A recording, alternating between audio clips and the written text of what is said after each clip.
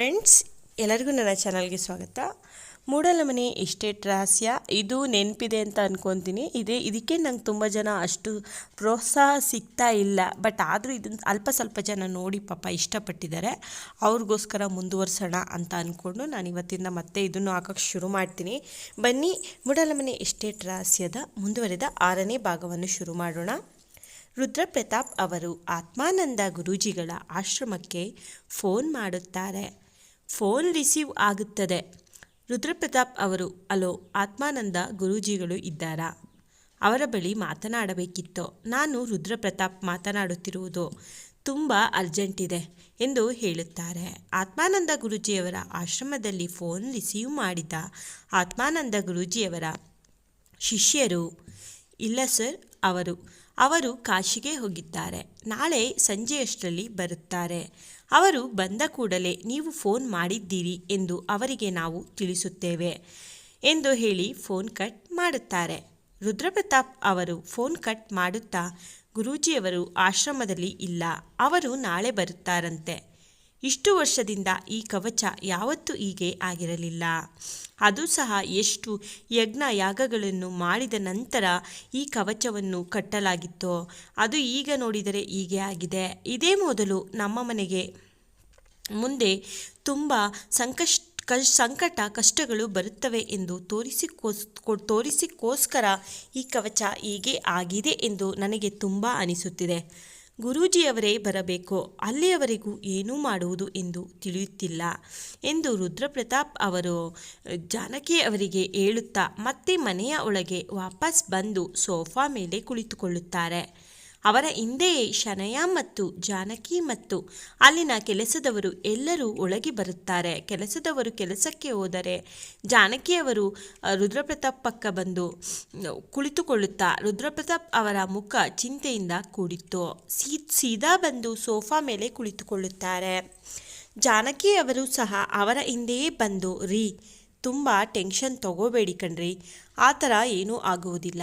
ಆಶ್ರಮದವರು ಹೇಳಿದ್ದಾರೆ ತಾನೇ, ಗುರೂಜಿಗಳು ನಾಳೆ ಸಂಜೆ ಅಷ್ಟರಲ್ಲಿ ಬರುತ್ತಾರೆ ಎಂದು. ಹೇಗಾದರೂ ಮಾಡಿ ಇವತ್ತೊಂದಿನ ಕಳೆದರೆ ಆಯಿತು ಬಿಡಿ. ನಾಳೆ ಇನ್ನೇನು ಗುರೂಜಿಗಳಿಗೆ ಬರುತ್ತಾರಲ್ವಾ, ಅವರಿಗೆ ಫೋನ್ ಮಾಡಿ ಇಲ್ಲಿಗೆ ಬರಲು ಹೇಳಿದರೆ ಆಯಿತು. ಇಲ್ಲಿಗೆ ಬಂದ ನಂತರ ಎಲ್ಲ ಗುರೂಜಿಗಳೇ ನೋಡಿಕೊಳ್ಳುತ್ತಾರೆ. ನಿಮಗೆ 1 ಲೋಟ ಕಾಫಿ ತೆಗೆದುಕೊಂಡು ಬರುತ್ತೇನೆ ಎಂದು ಹೇಳಿ ಅಡಿಗೆ ಮನೆ ಕಡೆಗೆ ಹೋಗುತ್ತಾರೆ.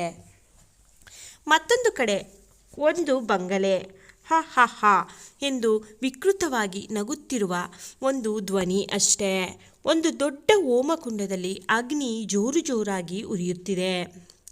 ಅಗ್ನಿಯ ಮುಂದೆ ಯಾವುದೇ ಆಕಾರವಿಲ್ಲದ ದೇಹವಿಲ್ಲದೇ ಇದ್ದರೂ ಸಹ ಒಂದು ಅದೃಶ್ಯ ಶಕ್ತಿ ಅಗ್ನಿಗೆ ರಕ್ತವನ್ನು ಹಾಕುತ್ತಾ ವಿಚಿತ್ರವಾದ ಮಂತ್ರಗಳನ್ನು ಪಠಿಸುತ್ತಾ ಮಂತ್ರ ಸಂಸ್ಕೃತದಲ್ಲಿ ಹೇಳುತ್ತಾ ಅವನವನ್ನು ನಡೆಸುತ್ತಿತ್ತು.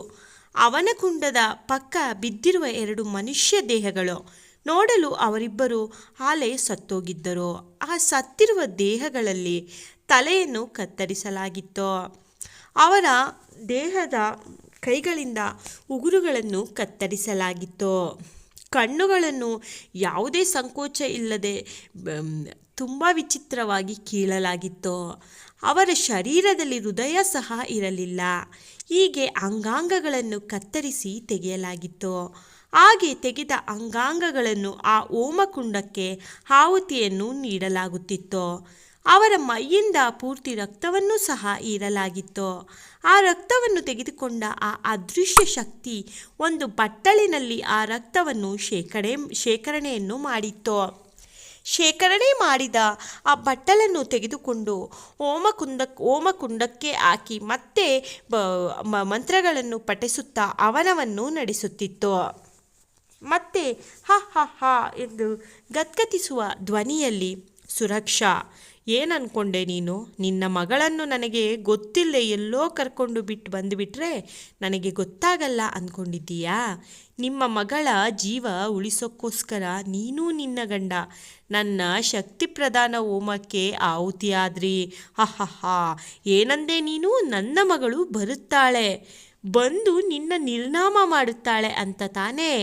ಅವಳು ಬದುಕಿದ್ದ ಅಂತೆ ತಾನೇ, ಏನೂ ಮಾಡೋಕ್ಕಾಗಲ್ಲ ಅವಳ ಕೈಲಿ. ಯಾಕೆ ಗೊತ್ತಾ? ಅವಳು ದೊಡ್ಡೋಳು ಆದರೆ ತಾನೇ ಅವಳನ್ನು ದೊಡ್ಡವಳಾಗೋಕ್ಕೆ ಬಿಡೋದೇ ಇಲ್ಲ, ಈಗಲೇ ಮುಗಿಸಿ ಬಿಡ್ತೀನಿ.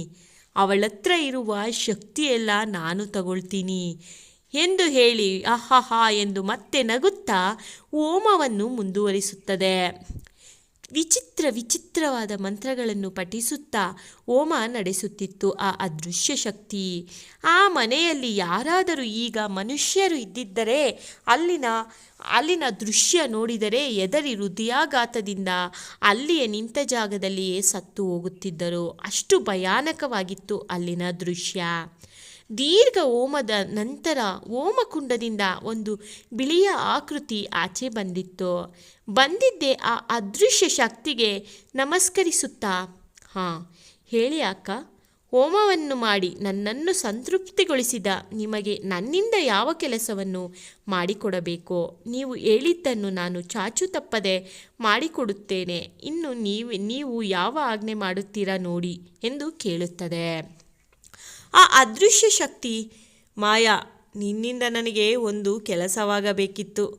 ನಾನು ಒಂದು ಮಗುವಿನ ಚಿತ್ರವನ್ನು ನಿನಗೆ ತೋರಿಸುತ್ತೇನೆ. ನೀನು ಆ ಮಗುವನ್ನು ಸಾಯಿಸಿ ಆ ಮಗುವಿನ ದೇಹ ಇಲ್ಲಿಗೆ ತರಬೇಕು ಎಂದು ಹೇಳುತ್ತದೆ. ಮಾಯಾ, ಸರಿ ಅಕ್ಕ, ನೀವು ಹೇಳಿದಂತೇ ಆಗಲಿ ಎಂದು ಮಗುವಿನ ಚಿತ್ರಣವನ್ನು ನೋಡಿ ಆ ಬಂಗಲೆಯಿಂದ ವೇಗವಾಗಿ ಆಚೆ ಹೋಗಿತ್ತು. ಅದೃಶ್ಯ ಶಕ್ತಿ ಮತ್ತೆ ಹ ಎಂದು ನಗುತ್ತಲೇ ಇತ್ತು. ಇತ್ತ ರುದ್ರಪ್ರತಾಪ್ ಮನೆಯಲ್ಲಿ ಕವಚದಿಂದ ಕವಚ ಪೂರ್ತಿ ಕಪ್ಪಾಗಿದ್ದ ಕಾರಣ ಪೂರ್ತಿ ಮನೆ ಗಾಬರಿಯಲ್ಲಿ ಇದ್ದರೆ ಓಂ ಮತ್ತು ಶನಾಯ ರೂಮಿನಲ್ಲಿ ಮಾತ್ರ ಎಲ್ಲ ಶಾಂತವಾಗಿತ್ತು. ಓಂ ಹೊಟ್ಟೆಯ ಮೇಲೆ ಚಿಂತೆ ಇಲ್ಲದೆ ಪುಟ್ಟ ಅಮೀಷಾ ನೆಮ್ಮದಿಯ ನಿದ್ರೆ ಮಾಡುತ್ತಿದ್ದಳು. ಜಾನಕಿ ಅವರು ಕಾಫಿಯನ್ನು ತೆಗೆದುಕೊಂಡು ಬಂದು ರುದ್ರಪ್ರತಾಪ್ ಅವರಿಗೆ ಕೊಡುತ್ತಾ, ರೀ ತಗೊಳ್ರಿ ಕಾಫಿ, ಮತ್ತೆ ರೀ ಇವತ್ತು ಯಾಕೋ ಮನಸ್ಸಿಗೆ ತುಂಬ ವಿಚಿತ್ರ ಅನ್ನಿಸುತ್ತಿದೆ. ಮನೆ ದೇವರ ದೇವಸ್ಥಾನಕ್ಕೆ ಹೋಗಿ ಬರೋಣವಾ? ಅಲ್ಲಿಂದ ತೀರ್ಥವನ್ನು ತೆಗೆದುಕೊಂಡು ಬಂದು ಮನೆ ಪೂರ್ತಿ ಸಿಂಪಡಿಸೋಣ. ಅದು ಯಾವುದೇ ದುಷ್ಟಶಕ್ತಿ ಆದರೂ ಸರಿಯೇ. ಮನೆ ದೇವರ ತೀರ್ಥ ಹಾಕಿದರೆ ಯಾವುದು ಒಳಗೆ ಬರಲು ಆಗುವುದಿಲ್ಲ ಕಣ್ರಿ. ಬಂದಿದ್ದರೂ ಸಹ ಈ ನಮ್ಮನೆ ದೇವರ ತೀರ್ಥದ ಪ್ರಭಾವದಿಂದ ಓಡಿ ಹೋಗುತ್ತದೆ ಎಂದು ಹೇಳಿ ಸಮಾಧಾನ ಮಾಡುತ್ತಾರೆ. ರುದ್ರಪ್ರತಾಪ್ ಅವರಿಗೂ ಸಹ ಜಾನಕಿಯವರ ಮಾತು ಸರಿ ಎನಿಸಿತು. ಹ್ಞೂ ಜಾನು, ನೀನು ಹೇಳುತ್ತಿರುವುದು ಸರಿಯಾಗಿದೆ ನೋಡು. ನನಗೆ ಯಾಕೆ ಈ ಐಡಿಯಾ ಮೊದಲೇ ಬರಲೇ ಇಲ್ಲ? ಸುಮ್ಮನೆ ಈ ಕವಚವನ್ನು ನೋಡಿ ಹೆದರಿಬಿಟ್ಟಿದ್ದೆ. ಸುಮ್ಮನೆ ಚಿಂತೆ ಮಾಡ್ಕೊಳ್ತಾ ಇದ್ದೆ. ಈಗ ನೀನು ಸರಿಯಾಗಿಯೇ ಹೇಳ್ದೆ ನೋಡು. ಸರಿಯಾಗಾದರೆ ಎಲ್ಲ ಬೇಗ ತಿಂಡಿ ತಿಂದು ರೆಡಿಯಾಗಿ ಎಲ್ಲ ರೆಡಿಯಾಗಿ ಮನೆ ದೇವರ ದೇವಸ್ಥಾನಕ್ಕೆ ಹೋಗಿ ಬಂದುಬಿಡೋಣ. ಮತ್ತು ಜಾನು, ಓಂ ಮತ್ತು ಶನಾಯ ಬಂದ್ರ? 2 ದಿನ ಆಗಿದೆ ಮನೆಯಿಂದ ಆಚೆ ಹೋಗಿ. ಇನ್ನು ಯಾವತ್ತು ಬರ್ತಾರಂತೆ ಎಂದು ಪ್ರಶ್ನೆ ಮಾಡುತ್ತಾರೆ ಜಾನಕಿಯವರು. ರೀ, ಅವರು ರಾತ್ರಿಯೇ ಬಂದಿದ್ದಾರೆ ಕಣ್ರಿ. ಬಂದಿದ್ದು ಲೇಟ್ ಆಯ್ತಲ್ವಾ, ಹಂಗಾಗಿ ಹೋಗಿ ಮಲಗಿಬಿಟ್ಟಿದ್ರು. ಓಂ ಇನ್ನೂ ಮಲಗಿದ್ದಾನೆ. ಶನಾಯ ಆಲ್ರೆಡಿ ಕಾಫಿ ಕುಡಿತಾ ಇದ್ದಾಳೆ. ಲೇಟ್ ನೈಟ್ ಆಗಿತ್ತಲ್ಲ ರೀ, ಬಂದು ತುಂಬ ಸುಸ್ತಾಗಿತ್ತು, ಬೇರೆ ಗಾಡ್ ಸೆಕ್ಷನ್ ಬೇರೆ ಅಲ್ವಾ, ಅದಕ್ಕೆ ಸ್ವಲ್ಪ ರೆಸ್ಟ್ ತಗೊಳ್ಳಿ ಅಂತ ನಾನೇ ಇನ್ನೂ ಹೋಗಿ ಎಬ್ಬಿಸಿಲ್ಲ ಅಷ್ಟೇ. ನೀವೇನು ಟೆನ್ಷನ್ ತಗೊಳ್ಳಬೇಡಿ, ಇಬ್ಬರು ಆರಾಮಾಗಿ ಇದ್ದೇರೆ ಎಂದು ರುದ್ರಪ್ರತಾಪ್ ಈಗ ಅವರಿಗೆ ಕಾಫಿ ಕುಡಿದು ಇಟ್ಟ ಲೋಟವನ್ನು ತೆಗೆದುಕೊಂಡು ಹೇಳಿ ಜಾನಕಿಯವರು ಅಡುಗೆ ಮನೆಗೆ ಹೋಗುತ್ತಾರೆ. ಅಡುಗೆ ಮನೆಗೆ ಬಂದ ಜಾನಕಿಯವರನ್ನು ಶನಾಯ, ಮಾಮ್, ಒಂದು ಇಂಪಾರ್ಟೆಂಟ್ ವಿಷಯ ಮಾತಾಡಬೇಕಿತ್ತು ಮಾಮ್ ಎಂದು ಹೇಳಲು ಜಾನಕಿಯವರು, ಈಗ ಮಾತನಾಡೋದಕ್ಕೆ ಟೈಮ್ ಇಲ್ಲ ಶಾನೋ, ತುಂಬ ಕೆಲಸ ಇದೆ, ಹೋಗು ಬೇಗ ರೆಡಿಯಾಗು, ದೇವಸ್ಥಾನಕ್ಕೆ ಹೋಗಬೇಕು. ಈಗ ನೀನೇ ನೋಡಿದೆ ಅಲ್ವಾ ಆಚೆ ಏನಾಯಿತು ಅಂತೇಳಿ. ಮೊದಲು ದೇವಸ್ಥಾನಕ್ಕೆ ಹೋಗಿ ಬಂದುಬಿಡೋಣ ಆಯಿತಾ? ಸೀರೆ ಹಾಕ್ಕೊಂಡು ರೆಡಿಯಾಗಿ ಬಾ, ಹೋಗು ಬೇಗ ರೆಡಿಯಾಗಿ ಬಾ ಎಂದು ಮನೆ ದೇವರ ದೇವಸ್ಥಾನಕ್ಕೆ ಹೋಗಿ ಬರೋಣ. ಹಾಗೆ ಓಂನನ್ನು ಸಹ ಎಬ್ಬಿಸು, ಅವನು ಸ್ನಾನವನ್ನು ಮಾಡಿ ರೆಡಿಯಾಗಿ ಬರಲಿ. ನೀನೇ ನೋಡಿದೆ ತಾನೇ ಇವತ್ತು ಮನೆಯಲ್ಲೇ ಏನೆಲ್ಲ ಅವಾಂತರ ಆಗಿದೆ ಎಂದು. ನಿಮ್ಮ ಡ್ಯಾಡ್ ತುಂಬ ಟೆನ್ಷನ್ ತಗೊಂಡು ಬಿಟ್ಟಿದ್ದಾರೆ. ದೇವಸ್ಥಾನಕ್ಕೆ ಹೋಗಿ ತೀರ್ಥ ತೆಗೆದುಕೊಂಡು ಬಂದ ಮೇಲೇ ನನಗೂ ನೆಮ್ಮದಿ, ಮನೇಲಿರೋರಿಗೂ ಎಲ್ಲರಿಗೂ ನೆಮ್ಮದಿ ಆಯಿತಾ ಎಂದು ಹೇಳುತ್ತಾರೆ. ಶನಾಯ ಟೆನ್ಷನ್ನಿಂದ ಜಾನಕಿಯವರ ಕೈಯನ್ನು ಹಿಡಿಯುತ್ತಾ, ಮಾಮ್, ಅದು ತುಂಬ ಇಂಪಾರ್ಟೆಂಟ್ ಮಾಮ್, ಈಗಲೇ ಹೇಳಬೇಕು. ಅದು ಮಾಮ್, ನಿನ್ನೆ ರಾತ್ರಿ ನಾವು ಒಂದು ಗಾಡ್ ಸೆಕ್ಷನಲ್ಲಿ ಬರ್ತಾ ಇದ್ವಿ ಮಾಮ್. ಅಲ್ಲಿ ಒಂದು ಮಗು ಪಾಪ, ಅವರ ಅಪ್ಪ ಅಮ್ಮ ಯಾರೂ ಇರಲಿಲ್ಲ, ತುಂಬ ಅಳ್ತಾ ಇತ್ತು ಅಂತ ಹೇಳಿ ಆ ಮಗುನ ನಾವು ನಮ್ಮ ಜೊತೆ ಕರ್ಕೊಂಡು ಬಂದುಬಿಟ್ಟಿದ್ದೀವಿ ಮಾಮ್. ಅದು ತುಂಬ ಚಿಕ್ಕ ಮಗು ಮಾಮ್, ಪಾಪ. ಸುತ್ತಮುತ್ತ ಅವ್ರ ತಂದೆ ತಾಯಿ ಸಿಗ್ತಾರೆ ಅಂತ ತುಂಬ ಹುಡುಕಿದ್ವಿ ಮಾಮ್. ಅಲ್ಲಿ ಯಾರೂ ನಮ್ಮ ಕಣ್ಣಿಗೆ ಕಾಣಲೇ ಇಲ್ಲ, ತುಂಬ ಕತ್ಲೆ ಬೇರೆ ಇತ್ತು ಎಂದು ಹೇಳುತ್ತಾಳೆ.